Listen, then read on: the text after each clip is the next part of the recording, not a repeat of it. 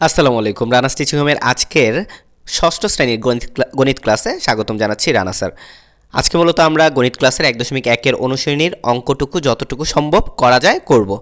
তবে আমরা দেখতে পাচ্ছি 1.1-এর গুরুত্বপূর্ণ তথ্যাবলী। সো এখানে আমরা গুরুত্বপূর্ণ তথ্যাবলী দিয়ে দিয়েছি এবং এরপর আমরা অনুশীলনী কমপ্লিট করার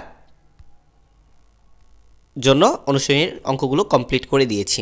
সো কথা হচ্ছে এইটা আসলে তোমাদের পুরা 1.1-এর সলিউশন, ঠিক আছে? নতুন বইয়ের 1.1-এর সম্পূর্ণ সলিউশন। সো এই শিটটা যারা যারা নিতে চাও একদম বিনামূল্যে, কোনো টাকা পয়সা লাগবে না, তারা এই যে নাম্বারটা দেখতেছো এখানে হোয়াটসঅ্যাপ করো, তাহলে আমি পিডিএফটা দিয়ে দিব।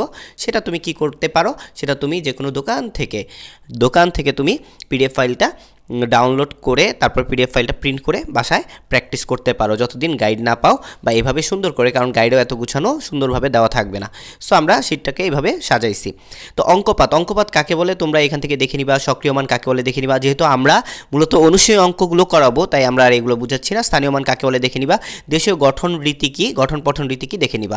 সো আমরা এখন চলে যাব অনুশীলনী 1.1-এর 1 নম্বরের কতে 20,070, 30,008, 50,400 এইগুলোকে বলছে নিচের সংখ্যাগুলোকে অঙ্কে লেখো। এখন তুমি যদি মনে করো আমি ছোটোবেলার মতো অঙ্কে ধূপধাপ লিখে ফেলবো, 20,070 লিখে দাগ দিয়ে আমি 20,070 লিখে ফেলবো, না, তোমাকে এভাবে সাজায় লিখতে হবে, তাহলে তোমাকে 2 নম্বর দিবে। তাহলে প্রথমে সাজাবে একক, দশক, শতক, হাজার, অযুত, লক্ষ, নিযুত, কোটি। সো আগে অঙ্কপাত করবো। অঙ্কপাত করার জন্য কথায় প্রকাশিত সংখ্যাটি অঙ্কপাতের পরে দেখবা যে যেহেতু 20,000, তাহলে হাজার, যেহেতু হাজার ঘরে 20 হবে না, হাজার ঘরে হবে 2, ঠিক আছে? অযুতের ঘরে হবে 2, আর 70 যেহেতু বলছে 70 মানে হচ্ছে তোমার 7 হবে দশকের ঘরে। তাইলে লাস্টে আমরা যেটা দেখতে পাই যে শতক, আর 20,000 যেহেতু বলছে 20 লিখে দিবা। তাহলে শতক ও এককের ঘরে কোনো অঙ্ক নেই, তাহলে শতকের ঘরে আমরা শূন্য বসাবো আর এককের ঘরে আমরা শূন্য বসাবো। সুতরাং এই খালি ঘরগুলোতে শূন্য বসিয়ে সংখ্যাটি পাওয়া গেল। তাহলে 20,070 সমান এভাবে তোমরা লিখে দিবা। আর তোমরা জানো যে প্রথমে ডান থেকে বাম দিকে প্রথমে 3 ঘর পরে কমা হয়, তারপরে 2 ঘর পর পর কমা হয়। সো আমাদের প্রথমটা শেষ, প্রথমটা শেষ। এরপর বলছে 30,008, এটা কি কীভাবে লিখবা দেখো এখানে আমরা লিখে দিছি। তো এভাবে তোমরা করবা। 30,000 যেহেতু বলছে, ভাই ভালোভাবে বুঝো, 30 বললে তুমি অযুতের ঘরে আর হাজারের ঘরে মিলে 30 লিখে দিবা, ঠিক আছে? আর 8 বলছে তাই 8 এখানে লিখছি। তাহলে আমাদের 2টা ঘর ফাঁকা থাকতেছে, সেটা হলো শতক আর দশকের। তাহলে আমরা লিখবো অঙ্কপাতের পরে দেখতে পাচ্ছি শতক ও দশকের ঘরে কোনো অঙ্ক নেই, সুতরাং খালি ঘরগুলোতে শূন্য বসিয়ে পাওয়া যায়। শূন্য বসিয়ে যে সংখ্যাটা পাই সেটা হচ্ছে 30,008। তো এটা আমরা সুন্দরভাবে এভাবে দিয়ে দিব। এরপর বলছে যে 50,400, দেখো এখানে 2টা মিলে, যেহেতু আমি এখানে লিখতে গিয়ে এইভাবে হয়ে গেছে। তো 50,400, তাহলে 400 যেহেতু বলছে, 400 যেহেতু বলছে, ভাই 400 বললে এই যে দেখো 400 বললে কি করতে হবে, 100 এর ঘরে 4 লিখতে হবে। তাহলে আর বলছে 55,000, তাহলে 55,000 হচ্ছে অযুত আর হাজার মিলে। তাহলে অযুত আর হাজার মিলে 55 হয়ে গেল। তাহলে আমাদের 2টা ঘর শূন্য থাকতেছে, সেই 2টা ঘরে আমরা শূন্য বসায় দিব এবং শূন্য বসায় অঙ্কটা পাই, এভাবে সুন্দর করে লিখে দিব। ঠিক একইভাবে আমরা বড় সংখ্যাগুলো করব। ভিডিওটা অনেক বড় হয়ে যাবে, তাই আমি তোমাদেরকে ক্ষয়ের যে সংখ্যাটা আছে 4,05,000, আমি এটা দেখাই দিতেছি, তোমরা সুন্দর করে দেখে নাও যে কীভাবে আমরা করেছি। তারপর এই কথাগুলো তোমরা সুন্দর করে লিখে দিবা, তাহলেই তোমরা 2 পেয়ে যাবা যখন তোমাদের এটা কতে আসবে। এরপরে তোমাদের হচ্ছে ক্ষয় বলছে 4,05,000, তাহলে 4,05,000 হইলো 7,02,000। 7,02,000টাও আমরা করে দিছি। দেখো 7,02,000টাও সুন্দর এইভাবে করে ফেলবা। লক্ষের ঘরে 7 দিবা এবং 2,000, তাই হাজারের ঘরে 2 দিবা। এবং বলছে 75, তাহলে 75 দশক আর এককের ঘর মিলে হবে, ঠিক আছে? দশক আর কি এককের ঘর মিলে হবে। সো আমরা দিয়ে দিব। তাহলে কথায় প্রকাশিত অঙ্কপাতের পর দেখা যায় অযুত ও শতকের ঘরে কোনো অঙ্ক নেই, সুতরাং ঘরগুলো শূন্য বসিয়ে পাওয়া যায়। তাহলে এই সংখ্যা পাওয়া যায়। এবং আমি বলছি যে প্রথমে তুমি ডান থেকে বাম দিকে যখন যাবা, প্রথমে 3 ঘর পরে কমা, তারপরে 2 ঘর পর পর কমা। তাহলে 2 ঘর পরে কমা দিলে 0 আর 2 এর আগে কমা বসবে।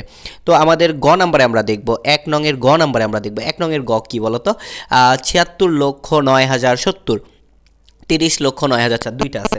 তো আমরা এখানে আগের নিয়মে ঠিক এইভাবে করে ফেলবো। 76 লক্ষ বলছে, তাই লক্ষ কী হবে, আমরা 76 সুন্দর করে কি করব বলতো, 76 সুন্দর করে আমরা লিখে দিব এবং বাকি সংখ্যাগুলো কিন্তু আমরা সুন্দর করে বসায় দিব।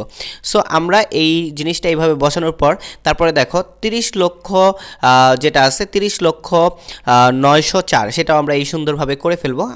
তোমরা করে নিতে পারো, একই নিয়ম। তারপর হচ্ছে গ নাম্বার বলছে 5,03,02,000। তো 5,03,02,000 দেখো অঙ্কপাত করলাম, 5,03,02,000 করে তারপরে এই জায়গায় কথাটা এভাবে সুন্দর করে লিখে দিবা, ঠিক আছে?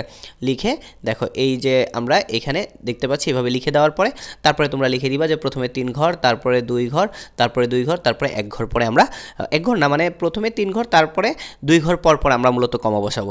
তা ও নাম্বারটা দেখো বলছে 98,07,05,000। সো এইটাও ও নাম্বারটা তোমরা একটু সুন্দর করে নাও।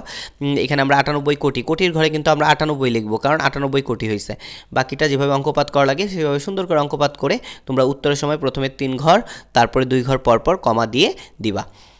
সো 6 নাম্বারটাও একটু দেখে নাও। 100 কোটি, তাহলে 102 কোটি, 100 কোটির ঘর 102 কোটি হবে, ঠিক আছে। 102 কোটি 5,708। আর একটু বিস্তারিত খুব ঠান্ডা মাথায় যখন বুঝাই দিব তখন আরও ভালোভাবে বুঝতে পারবো। এটা আমরা লাইভ ক্লাসে করব, যেহেতু ভিডিও করতেছি মূলত তোমাদেরকে উত্তরগুলো জানানোই আমাদের উদ্দেশ্য। সো তোমরা 6 নাম্বারটা সুন্দর করে নিয়ে নাও। এবার 6 নাম্বারটা দেখো। 6 নাম্বারটাও ভাই খুবই সহজ। 950 কোটি, তাই 955 কোটি আমরা কোটির ঘরে বসাবো, আর বাকিগুলো আগের মতো আমরা আগের নিয়মে বসাবো।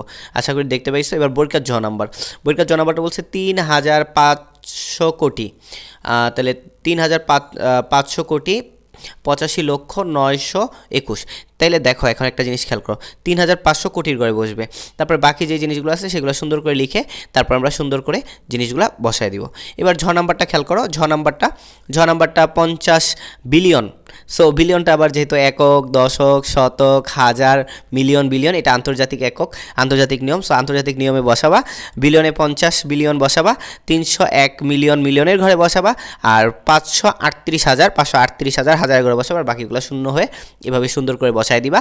বসায় দেওয়ার পরে তুমি এখানে প্রথমে 3 ঘর, তারপরে 3 ঘর, তারপরে 3 ঘর, তারপরে 2 ঘর। যখন আন্তর্জাতিক পদ্ধতিতে করবা তখন মনে রাখবা সবসময় 3 ঘর পর পর তোমার কমা আসে।